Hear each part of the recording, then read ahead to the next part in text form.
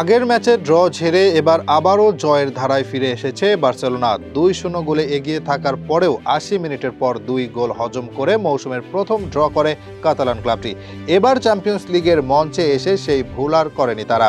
বড় জয় পেয়েছে French club ব্রেস্টের বিপক্ষে।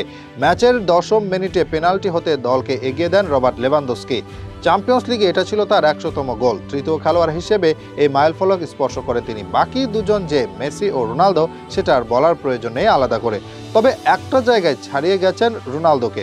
100 গোল করতে তার প্রয়োজন হয় 125টি ম্যাচ। অন্যদিকে 123 ম্যাচে এই রেকর্ড গড়েছিলেন মেসি। মেসির চেয়ে বেশি ম্যাচ লাগলেও রোনালদোর চেয়ে কম ম্যাচে এই কীর্তি গড়েন তিনি। রোনালদোর 100 গোল করতে প্রয়োজন হয়েছিল 137টি ম্যাচ। তার এই রেকর্ড ব্রেকিং গোলে এগিয়ে যাওয়ার পর দারুণ খেলতে শুরু করে বার্সা। বেশ কিছু সুযোগ তৈরি করে স্প্যানিশ ক্লাবটি। যদিও প্রথমার্ধে আর কোনো গোল পায়নি তারা। গোলের সুযোগ হারান রাফিনহা, অলমো, ফেরমিন লোপেজরা। তাতে 1 গোলের লিড নিয়েই বিরতিতে যায় ক্লাবটি। বিরতি হতে ফিরে এসে বেশিক্ষণ অপেক্ষায় থাকা লাগেনি তাদের। 66 মিনিটে ব্যবধান দ্বিগুণ করেন দানি অলমো। ম্যাচের অতিরিক্ত সময়ে নিজের দ্বিতীয় ও দলের তৃতীয় গোল করেন রবার্ট লেভানদস্কি। এই মৌসুমে উড়তে শুরু করেছেন এই স্ট্রাইকার। লা লিগায় সর্বোচ্চ 15 গোল করেছেন। চ্যাম্পিয়ন্স লিগে করেছেন 7টি গোল। এখানেও টপ স্কোরার তিনি। পুরনো কোচ হান্সি ফ্লিককে ফিরে পেয়ে তিনি নিজেও উড়তে শুরু করেছেন। লা লিগায় শীর্ষে থাকা ক্লাবটি এবার 3-0 গোলের জয় তুলে নেওয়ার পর চ্যাম্পিয়ন্স লিগে উঠে এসেছে 2 নম্বরে। হার দিয়ে শুরুর পর টানা 4 ম্যাচে জয় তুলে 12 পয়েন্ট নিয়ে তালিকার 2 নম্বরে তারা।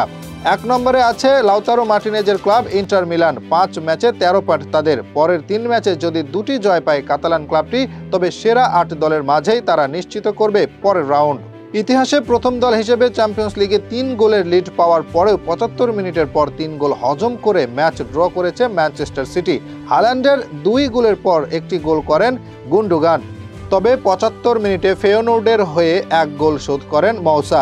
এরপর আরও 2টি গোল করলে শেষ পর্যন্ত 3-3 গোলে ড্র করে মাঠ ছাড়ে সিটি।